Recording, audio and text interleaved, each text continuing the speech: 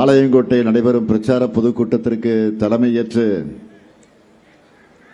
தொடக்கத்தில் வரவேற்று மகிழ்ந்திருக்கக்கூடிய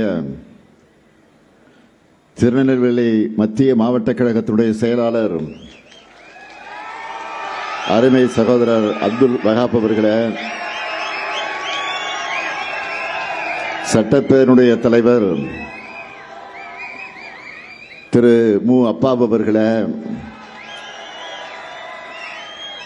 மாவட்ட கழகத்தினுடைய செயலாளர்கள் அண்ணன் ஆவுடையப்பன் அவர்களே, அருமை சகோதரர் கிரகாம்பல் அவர்களே, காங்கிரஸ் பேரியக்கத்தினுடைய முன்னோடிகளில் ஒருவராக விளங்கிக் கொண்டிருக்கக்கூடிய முன்னாள் ஒன்றிய அமைச்சர் பெருமதிப்பிற்குரிய திரு தனுஷ்கோடி ஆதித்தன் அவர்களே, கழகத்தின் மூத்த முன்னோடிகள் முன்னாள் அமைச்சர் மைதீன்கான் அவர்களே,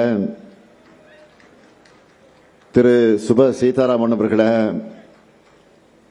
அருமை சகோதரர் ஞானதிரவியம் அவர்களே, நாடாளுமன்ற உறுப்பினர் திரு ராபர்ட் புரூஸ் அவர்களே, தோழமை கட்சிகளின் தலைவர்களே, மாவட்ட கழகத்தினுடைய செயலாளர்களே, தலைமை கழகத்தினுடைய நிர்வாகிகளே, திருநெல்வேலி மாவட்ட கழக நிர்வாகிகளே, பல்வேறு அணிகளை சார்ந்திருக்கக்கூடிய அமைப்பாளர்களே, துணை அமைப்பாளர்களே, பத்திரிகை மற்றும் ஊடகத்துறை சார்ந்திருக்கக்கூடிய நண்பர்களே, வணக்கத்திற்குரிய வாக்காளர் பெருமக்களே, பெரியோர்களே, தாய்மார்களே, என் உயிரோடு கலந்திருக்கக்கூடிய தலைவர் கலைஞர் அவர்களின் உயிரினும் உயிரான அன்பு உடன்பிறப்புகளே, உங்கள் அனைவருக்கும் என்னுடைய அன்பான வணக்கம். எப்படிப்பட்ட நல்லட்சிமைக்கு நான் வந்திருக்கிறேன் என்றால், இந்திய விடுதலை போராட்டத்தில் தனி முத்திரையையும் தமிழ்நாட்டோட வரலாற்றில் மாபெரும் வீரத்தையும் தமிழ்காக்கும் போராட்டத்தில் தலைவர் கலைஞர் அஞ்சாமல் தனிமைச் சிறையில் இருந்த தியாகத்தையும் பெற்றிருக்கக்கூடிய பாளையங்கோட்டை இருக்கிற இந்த நெல்லட்சிமைக்கு நான் வந்திருக்கிறேன். அடிமை அதிமுகவோட முதுகுல ஏறி மதவாத பாஜக நிகழ்த்துகிற அரசியல் பண்பாட்டு படையெடுப்புல இருந்து தமிழ்நாட்டை காக்க உங்க ஆதரவை கேட்டு நான் வந்திருக்கிறேன். தமிழ்நாட்டை காக்க நான் ரெடி, நீங்க ரெடியா? தமிழ்நாட்டை காக்க நான் ரெடி, நீங்க ரெடியா? திராவிட மாடல் 2.0க்கு திராவிட மாடல் 2.0 ஆட்சிக்கு நான் ரெடி, நீங்க ரெடியா? அதற்கு இந்த மேடையில் இருக்கக்கூடிய எல்லா வேட்பாளர்களும் வெற்றி பெறணும். வெற்றி பெற வைப்பீங்களா? முதல்ல ராதாபுரம் தொகுதி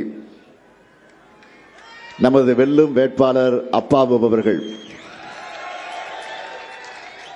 மிக உயர்ந்த மனிதர். பார்க்கிறதுக்கு மட்டும் உயரம் இல்லை, தமிழ்நாடு சட்டமன்றத்தை நடத்தியும் உயர்ந்தவர்.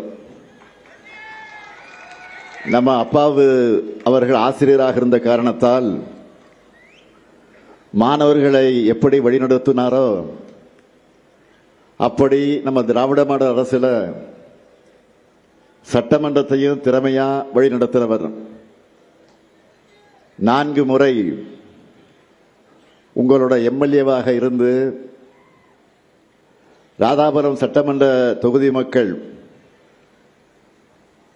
அவரை பாராட்டி போற்றி இன்றைக்கு அவர் வேட்பாளராக நிறுத்தப்பட்டிருக்கிறார். அவருக்கு ராதாபுரம் தொகுதியில் இருக்கக்கூடிய மக்கள் உதயசூரியன் சின்னத்தில் உங்களுடைய பொன்னான வாக்குகளை அளிக்க வேண்டும் என்று நான் கேட்டுக்கொள்கிறேன். அடுத்து பாளையங்கோட்டை சட்டமன்ற தொகுதி வெற்றி வேட்பாளர் மாவட்ட செயலாளர் அப்துல் வஹாப் அவர்கள். பாளையங்கோட்டை எப்பவுமே திமுக கோட்டை. கடந்த முறை போலவே இந்த முறையும் உங்களுக்கு பணியாற்ற ஆதரவு கோரி நிற்கிறார். அப்துல் வஹாப் அவர்களுக்கு உதயசூரியன் சின்னத்தில் உங்களுடைய பொன்னான வாக்குகளை மீண்டும் வழங்க வேண்டும். அடுத்து திருநெல்வேலி சட்டமன்ற தொகுதி நமது வெற்றி வேட்பாளர் மாநகர செயலாளர் தம்பி சுப்பிரமணியன் அவர்கள் அமைதியா தன்னுடைய பணியை சிறப்பாக செய்யக்கூடிய ஓர் இளைஞர். திருநெல்வேலி தொகுதி மக்கள் சுப்பிரமணியம் அவர்களுக்கு உதயசூரியன் சின்னத்தில் உங்களுடைய பொன்னான வாக்குகளை வழங்கி அவரை வெற்றி பெற வைக்கணும். அடுத்து நாங்குநேரி சட்டமன்ற தொகுதி காங்கிரஸ் கட்சியை சார்ந்த வெற்றி வேட்பாளர் பெருமதிப்பிற்குரிய அருமை சகோதரர் திரு ராகுல் காந்தி அவர்களால் மீண்டும் நம்மிடத்தில் ஒப்படைக்கப்பட்டிருக்கக்கூடிய வெற்றி வேட்பாளர் ரூபி மனோகரன் அவர்கள் நிறுத்தப்பட்டிருக்கிறார். ஏற்கனவே நாங்குநேரி மக்களுக்கு நன்கு அறிமுகமாகி 2 முறை உங்களுக்காக பணியாற்றியவர். அவருக்கு உங்களுடைய உதயசூரியன் சின்னத்தில் மன்னிக்கும் கை சின்னத்தில் அவருக்கு சிறப்பான வெற்றியை தேடி தரணும். அடுத்து அம்பாசமுத்திரம் சட்டமன்ற தொகுதி காங்கிரஸ் கட்சியை சார்ந்த வெற்றி வேட்பாளர் VP துரை அவர்கள். அவரும் திரு ராகுல் காந்தி அவர்களால் அடையாளம் காட்டப்பட்டு இன்றைக்கு வேட்பாளராக நிறுத்தப்பட்டிருக்கிறார். வழக்கறிஞரான இவர் தனது தந்தை முன்னாள் சட்டமன்ற உறுப்பினர் வேல்துரை போன்ற மக்களுக்கு பணியாற்ற ஆதரவு கேட்டு நிற்கிறார். அவருக்கும் கை சின்னத்தில் நீங்கள் ஆதரவு தந்து பெருவாரியான வாக்கு வித்தியாசத்தில் வெற்றி பெற வைக்கணும். திருநெல்வேலி மாவட்டத்தினுடைய இந்த 5 பேருக்கும் நீங்கள் சிறப்பான ஆதரவை தந்து இந்த மதச்சார்பற்ற முற்போக்கு கூட்டணி வேட்பாளர்களுக்கு வெற்றியை தேடித்தரணும். வெற்றி உறுதிதான். உறுதியா? இன்னும் சத்தமா? இன்னும் சத்தமா? வெற்றி உறுதி ஆயிடுச்சு. வேட்பாளர்கள் இப்போ உட்காரலாம். 10 ஆண்டு கால அதிமுக ஆட்சியில் தமிழ்நாட்டுடைய நிர்வாகம் சீரடைஞ்சு வளர்ச்சி முடக்கப்பட்டு நம்ம மாநிலமே படு பாதாளத்திற்கு தள்ளப்பட்டதை நீங்கள் எல்லாம் நன்கு அறிவீர்கள், மறந்திருக்க மாட்டீங்க. அதுவும் அதிமுகவோட கடைசி 4 ஆண்டு காலத்தில் நடந்த சிலதை மட்டும் சுருக்கமா உங்களுக்கு நினைவுபடுத்த விரும்புகிறேன்.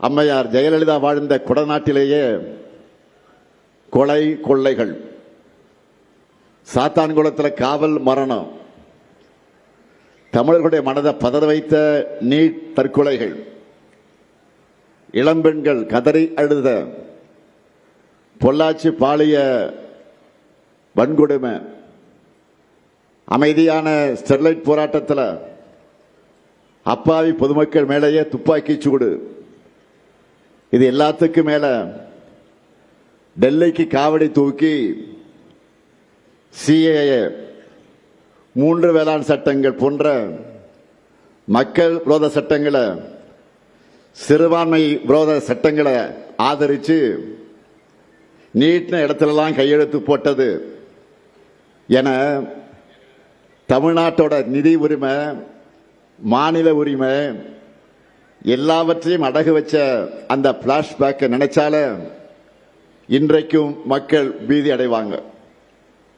அப்படிப்பட்ட கேவலமான ஆட்சியில் இருந்து உங்களுடைய ஆதரவோட தமிழ்நாட்டை மீட்டெடுத்து புதிய விடியலை தந்து கடந்த 5 ஆண்டுகள்ல இந்தியாவிலேயே நம்பர் 1 மாநிலமாக தமிழ்நாட்டை இன்றைக்கு நாம் உயர்த்தி இருக்கிறோம். ஏன் இந்தியாவிற்கே வழிகாட்டுகிற ஆட்சியாக நடத்தி கொண்டிருக்கிறோம். நம்ம ஆட்சிக்கு என்ன பேர் வச்சோம் சொல்லுங்க? நம்ம ஆட்சிக்கு என்ன பேர் வச்சோம் சொல்லுங்க? திராவிட மாடல். நெஞ்சை நிமிர்த்தி சொல்றேன், இந்தியாவே தெற்கே திருப்பி பார்க்கக்கூடிய அளவிற்கு திராவிட மாடல் ஆட்சியில தமிழ்நாட்டை தலைநிமிர வச்சிருக்கிறோம். முதல் நாள் முதல் கையெழுத்திலேயே மகளிர் பஸ்ல போகக்கூடிய மகளிர் எல்லாரும் கட்டணமில்லாமல் விடியல் பயணம் செய்யலாம்னு உத்தரவிட்ட கைதான் இந்த ஸ்டாலின் கை. அதை தொடர்ந்து தமிழ்நாட்டோட அடுத்த கட்ட வளர்ச்சி, அதனுடைய வரலாற்றை எழுதணும்னு தீர்மானிச்சு தொடர்ச்சியா பல முன்னோடி திட்டங்களை செயல்படுத்த தொடங்கின. அதையெல்லாம் பட்டியல் போட்டா இந்த பொதுக்கூட்டத்தையே ஒரு சாதனை விளக்க பொதுக்கூட்டமாகத்தான் நடத்தணும். அந்த அளவுக்கு மலையளவு சாதனைகளை நாம செஞ்சிருக்கிறோம். நம்ம திராவிட மாடல் ஆட்சியில இந்த திருநெல்வேலி மாவட்டத்திற்கு செஞ்சிருக்கக்கூடிய திட்டங்களை மட்டுமே ஒரு தனி புத்தகமாக போடலாம். அதனால மிக மிக முக்கியமான முத்தாய்ப்பான சாதனைகளை மட்டும் தலைப்புச் செய்திகளா ஹைலைட்டா நான் சொல்ல விரும்புகிறேன். இந்திய வரலாறு தமிழ் நிலத்திலிருந்து தான் எழுதப்படணும் என்ற நம்மோட முழக்கத்துக்கு அடித்தளமா நிற்பது என்னன்னு கேட்டீங்கன்னா பொருணை அருங்காட்சியகம். திருநெல்வேலி பல்நோக்கு மருத்துவமனையில் இதயம், நரம்பு, சிறுநீரகம், கல்லீரல் குறைபாடு உள்ளவங்களுக்கு சிகிச்சை வழங்க நவீன கட்டமைப்புகளோடு கூடிய மருத்துவமனை கட்டடம். பல ஆண்டு கனவு திட்டமான தாமிரபரணி, கருமணியாறு மற்றும் நம்பியாறு நதிநீர் வெள்ள உபரி நீர் திட்டம் தொடக்கம். மானூர்ல அரசு கலை மற்றும் அறிவியல் கல்லூரி. 93 திருக்கோயில்கள்ல சீரமைப்பு பணிகள். 1000 ஆண்டு பழமையான திருக்கோயில்கள் திருப்பணிகள் திட்டத்தின் கீழே 33 திருக்கோயில்கள்ல திருப்பணிகள், சீரமைப்பு பணிகள். அம்பா சமுத்திரத்தில் புறவழிச்சாலை. இதுபோக நடந்து கொண்டிருக்கக்கூடிய பணிகளை சொல்லணும்னா 6 ஊராட்சி ஒன்றியத்தை சார்ந்த 831 குடியிருப்புகளுக்கான கூட்டு குடிநீர் திட்ட பணிகளும், களக்காடு நகராட்சி மற்ற 7 பேரூராட்சிகளுக்கான கூட்டு குடித்திட்ட பணிகளும் முடிவுறக்கூடிய நிலையில் இருக்கிறது. மணிமுத்தாறு அணைப்பகுதியில் சாகச சுற்றுலா வசதிகள், பல்லுயிர் பூங்கா மற்ற இதர வசதிகளோடு சுற்றுச்சூழல் சுற்றுலா தலமாக மேம்படுத்துகிற பணிகள் தொடங்கப்பட்டிருக்கு. அதேபோல் கூட்டப்புலி மற்றும் குடுதாழி மீனவ கிராமங்களில் தூண்டில் விளைவு அமைக்கக்கூடிய பணிகள் நடந்து கொண்டிருக்கிறது. ராதாபுரம் வட்டம் விஜயாபதியில் புதிய விளையாட்டரங்கம். தாழையுத்து முதல் கொங்காந்தான் பாறை விளக்கு வரை மேற்கு புறவழிச்சாலை அமைக்கக்கூடிய பணிகள். காவல் கிணறு ராதாபுரம் சாலையில் ரயில்வே மேம்பாலம் அமைக்கும் பணியும், குளவகர் நீர் பகுதியில் ஒய் வடிவ மேம்பாலம் அமைக்கிறதுக்கும் விரைவில் அந்த பணிகள் தொடங்கப்பட இருக்கு. ராதாபுரம் வட்டம் ஆலந்துறை ஆற்றின் குறுக்கே அமைஞ்சிருக்கக்கூடிய கஞ்சிப்பாறை அணைக்கட்டை மேம்படுத்தி அதன் மேல்மட்ட மற்ற கீழ்மட்ட கால்வாய்களை அனுமானதி வரை அகலப்படுத்தக்கூடிய பணி. அம்பாசமுத்திர வட்டம் விக்கிரமசிங்கபுரம் கிராமத்தில் கோரையாற்றின் குறுக்கே நீர்த்தேக்கம் அமைக்கவும், சேரன் மகாதேவி வட்டம் தெற்கு வீரவநல்லூர் கிராமத்தில் வள்ளிமலை ஓடையின் குறுக்கே நீர்த்தேக்கம் அமைக்கவும் திசையன் விலை வட்டத்தில் இருக்கக்கூடிய குட்டம் மற்றும் அதை சுற்றி இருக்கக்கூடிய பகுதிகளுக்கு வெள்ள நீரை திருப்பி விடுவதற்காக நம்பியாற்றின் குறுக்கே தடுப்பணை அமைக்கவும் முயற்சிகள் மேற்கொள்ளப்பட்டது. எல்லாத்துக்கும் மேல பெருமையா சொல்லணும்னா கண்ணியத்திற்குரிய காகிதமில்லத்தவர்கள் பேர்ல 100 கோடி ரூபாய் மதிப்பீட்டில் மாபெரும் நூலகம் அமையவிருக்கிறது. இப்படி சாதனைகளை சொல்லிக்கிட்டே போகலாம். இவ்வளவு செஞ்சிருக்கிற துணிவோடு தான் உங்ககிட்ட நான் உரிமையோடு வாக்கு கேட்க வந்திருக்கிறேன். ஆனா பழனிசாமி அவர்களும் வாக்கு கேட்டு வர்றார். எப்படி வர்றார்? சுயசந்தனை இல்லாம தமிழ்நாட்டை நாசப்படுத்தின அவர் துரோகத்தின் மொத்த உருவமான தன்னை மக்கள் புறக்கணிச்சுட்டாங்கன்னு பத்தி கவலைப்படாம அவர் முடிவு பண்ணிட்டார். புறக்கணிச்சுட்டாங்க மக்கள் முடிவு பண்ணிட்டார். அதனாலதான் 10 தோல்வி பழனிசாமி நம்முடைய திட்டங்களை எல்லாம் காப்பி அடிச்சு புதுசா ஸ்டிக்கர் ஒட்டி வந்து கொண்டிருக்கிறார். முதல்ல மகளிர் உரிமை திட்டம். கடந்த தேர்தலின் போது இந்த திட்டத்தை நாம் அறிவிச்சப்போ இதை செயல்படுத்தவே முடியாதுன்னு பழனிசாமி சொன்னார். மக்கள் கிட்ட அந்த அறிவிப்பு கிடைச்ச வரவேற்பை பார்த்துட்டு கடந்த தேர்தலையே அவரும் மகளிருக்கான உதவித்தொகையை வழங்குவோம்னு நம்மை விட அதிகமான தொகையை சொன்னார். ஆனா மக்களான நீங்க என்ன முடிவெடுத்தீங்க? கூசாம பொய்களை மட்டுமே பேசுற பழனிசாமி நம்ப மாட்டோம், துரோகங்களை மட்டுமே விரும்பி செய்கிற பழனிசாமி ஏத்துக்க மாட்டோம், புதிய விடியலுக்காக உதயசூரியனுக்கு தான் நாங்க வாக்களிப்போம் என்று சொல்லி வாக்களிச்சீங்க. நாங்களும் சொன்ன மாதிரியே உரிமை தொகையை கொடுத்து கொண்டிருக்கிறோம். அது மட்டுமல்ல, இப்போ கூட அதிமுக பாஜக போட்ட சதி திட்டத்தை முறியடிச்சு 5000 ரூபாய் வழங்கிட்டோம். அடுத்து திராவிட மாடல் 2.0 1000 2000 உயர்த்தி தர போற அறிவிச்சிட்டோம். அதே போல விடியல் பயணத்திலையும் பெண்கள் சுதந்திரமாக பயணிக்க ஆரம்பிச்சிட்டீங்க. ஆனா இந்த திட்டங்களை எல்லாம் கொச்சைப்படுத்தி பேசினார் பழனிசாமி. இப்போ நம்ம திட்டங்களை முடக்குவோம் தவிர்ப்போம்னு சொல்லிட்டு பிரச்சாரத்துக்கு போனா மக்கள் விரட்டி அடிப்பாங்கன்னு உணர்ந்து தெரிஞ்சுக்கிட்டு உரிமை திட்டத்துக்கு குல விளக்குன்னு பெயரை சொல்லி ஸ்டிக்கரை ஒட்டிக்கிட்டு வந்திருக்கிறார். இதை பார்த்து மக்கள் என்ன பேசுறாங்கன்னா, ஸ்டாலின் சொன்னதை மட்டுமல்ல சொல்லாததையும் செய்வார், ஆனா பழனிசாமி சொன்னதையும் செய்ய மாட்டார், சொந்தமாகவும் செய்ய மாட்டார்னு கமெண்ட் அடிக்க ஆரம்பிச்சுட்டாங்க. பழனிசாமிக்கு 11வது தோல்வி ஸ்டிக்கரை ஒட்ட மக்களும் தயாராகிட்டீங்க. ஏன்னா இப்ப களத்துல இருக்கிறது யாரு? Super star. சூப்பர் ஸ்டார் யாருன்னு கேட்டா திமுக தேர்தல் அறிக்கைன்னு சின்ன குழந்தையும் சொல்லும். ஒரு பாட்டே இருக்கு, சூப்பர் ஸ்டார் யாருன்னு கேட்டா. ஞாபகம் இருக்கா? திமுக தேர்தல் அறிக்கைன்னு சின்ன குழந்தையும் சொல்லும். ஆக இப்போ ஐபிஎல் நடந்துகிட்டு இருக்கு, கிரிக்கெட் ஐபிஎல் நடந்துகிட்டு இருக்கு. நீங்க பார்த்துட்டு இருப்பீங்க, நிறைய சிக்ஸர்கள்லாம் பார்த்துருப்பீங்க. தேர்தல் அறிக்கை மூலமா நாம் அடித்த சிக்ஸரில் சிலவற்றை மட்டும் இப்போ ஹைலைட்டா உங்களுக்கு சொல்ல போறோம். முதல் சிக்ஸர் இல்லத்தரசிகளுக்கு கூப்பன் வழங்குகிற திட்டம். எவ்வளவுக்கு கூப்பன் தர போறோம்? எவ்வளவுக்கு கூப்பன் தர போறோம்? 8000 ரூபாய்க்கு கூப்பன். இந்த கூப்பனை வச்சு உங்களுக்கு தேவைப்படுகிற வீட்டுக்கு உபயோகமான பொருளை புதுசாகவும் வாங்கிக்கலாம், இல்லைன்னா பழைய பொருளை எக்ஸ்சேஞ்ச் பண்ணி புது பொருளையும் வாங்கிக்கலாம்.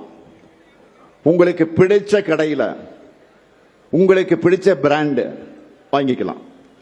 அது மட்டும் இல்ல, இல்லத்தரசிகளுக்கு இனிமேல் உரிமை தொகை 2000 ரூபாயாக கிடைக்க போகுது.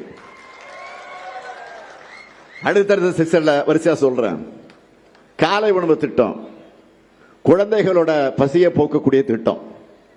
அது குழந்தைகளோட பசியை போக்குற திட்டம் மட்டும் இல்ல, இல்லத்தரசிகளுடைய பணிச்சுமையை குறைக்கிற திட்டம். இனிமேல் காலை உணவு திட்டத்தை 8ஆம் வகுப்பு வரைக்கும் விரிவாக்கம் செய்ய போறோம். முதல்ல 5 வரைக்கும் தான், 5ஆம் வகுப்பு வரைக்கும் தான். இப்போ 8ஆம் வகுப்பு வரை விரிவாக்கம் செய்ய போறோம். அதே போல 20 லட்சத்துக்கு அதிகமான உழவர்கள் பயன்பெறக்கூடிய வகையில் எந்தவித மீட்டரும் பொருத்தப்படாத நவீன மின்சார பம்பு செட்டுகளை வழங்க போறோம். புதுமை பெண் திட்டத்திலையும் தமிழ் புதல்வன் திட்டத்திலையும் இனிமே மாசம் 1000 இல்ல 1500 ரூபாய் வழங்க போறோம். உயர்கல்வி முடிச்ச 5 லட்சம் இளைஞர்கள் வேலைவாய்ப்பு பெறக்கூடிய வகையில் நான் முதல்வன் திட்டத்தில் 1500 ரூபாய் உதவி தொகையோட 6 மாசம் பயிற்சி வழங்க போறோம். நெல் கொள்முதல் விலை குவிண்டால் ஒன்றுக்கு 3500 ரூபாயாக உயர்த்தி வழங்கப்படும். கரும்பு கொள்முதல் விலை டன் ஒன்றுக்கு 4500 ரூபாயா உயர்த்தி வழங்கப்படும். பால் கொள்முதல் விலை லிட்டர் ஒன்றுக்கு 5 ரூபாய் உயர்த்தி வழங்கப்படும்.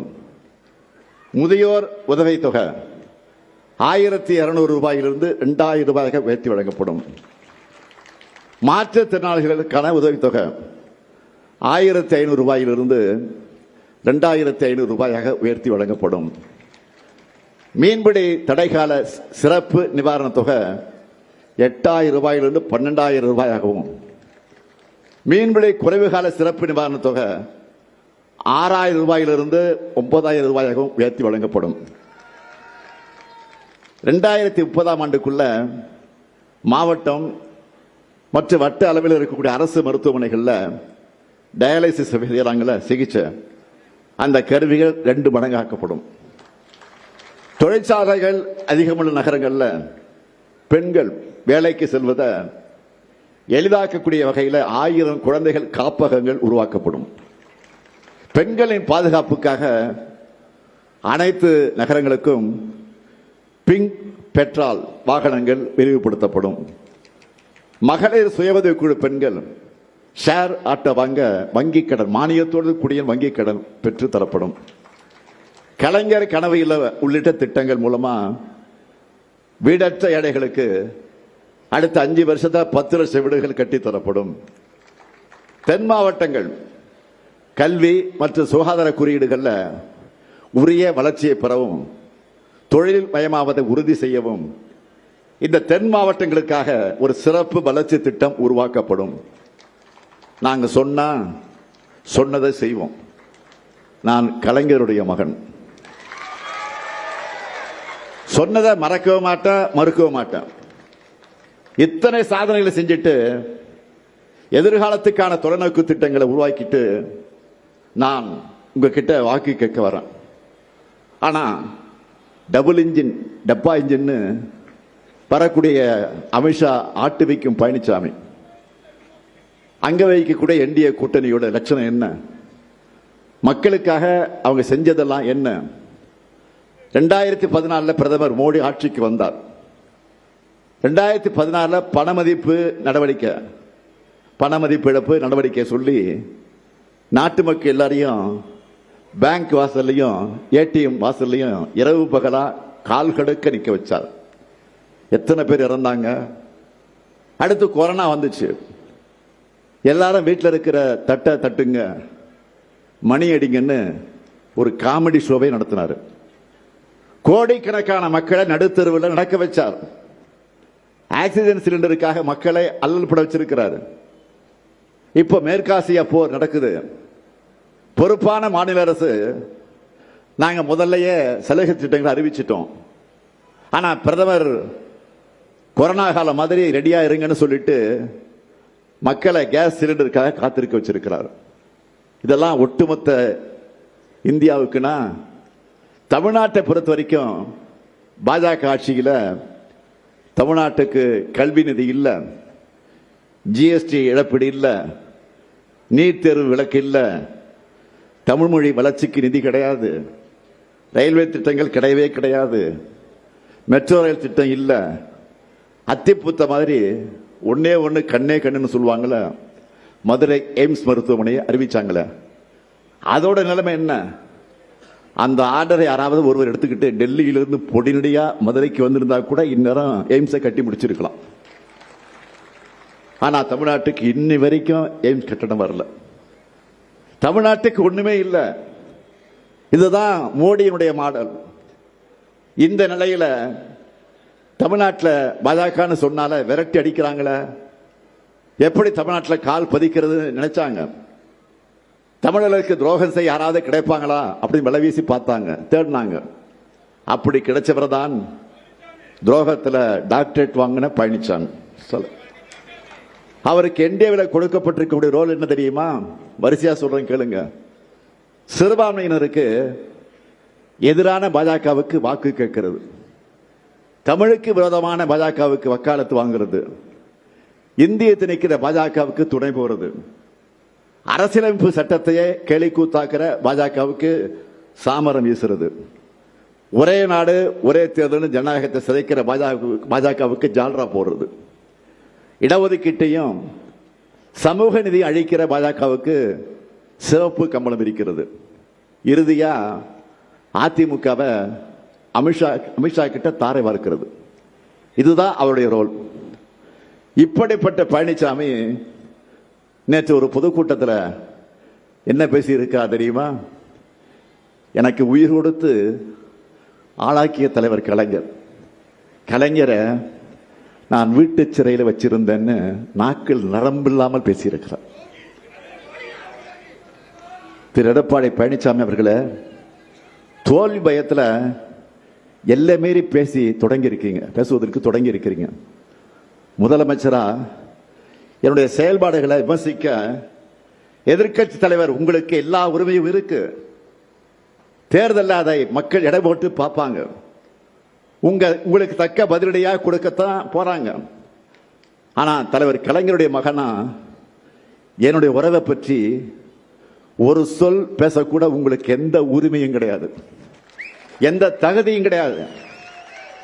தலைவர் கலைஞரை பற்றி உங்களுக்கு என்ன தெரியும்? தலைவர் கலைஞர் ஒரு சிங்கம். வாழ்ந்த காலம் வரை கோடிக்கணக்கான தொண்டர்களை என் உயிரினும் மேலான உடன்பிறப்புகளை என்ற ஒற்றை மாத்திரத்தில் கட்டி போட்டிருந்தவர் நம்முடைய தலைவர் கலைஞர். முதுமையால உடல்நலம் சரியில்லாம வீட்டில் ஓய்வெடுத்தார். நினைவாற்றலை இழந்த போது கூட மருத்துவர்கள் உங்களுக்கு யாரை பிடிக்குன்னு கேட்டா என்ன சொன்னா தெரியுமா? அண்ணா. அண்ணான்னு சொன்ன பேரறிஞர் அண்ணாவுடைய அன்பு தம்பி அவர். முடியாத நிலையிலே கூட அறிவாலயம் போகணும், முரசொலிக்கு போகணும்னு துடிச்சவர். அவரை யாரும் சிறையில் வைக்க முடியாது.